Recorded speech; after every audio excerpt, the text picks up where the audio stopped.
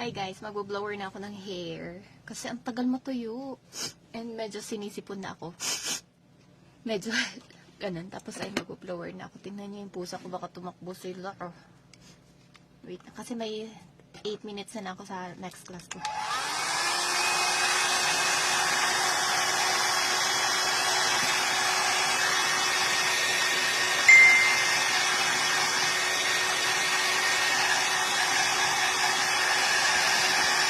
Hindi sila takot.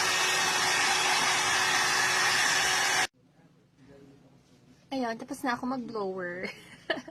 Umabot. Ayan si Kwan. Tingnan natin. Si Romeo, hindi siya takot. Nandito lang siya sa side. Yung isa, sobrang takot niya. Ando na siya sa pinakataas.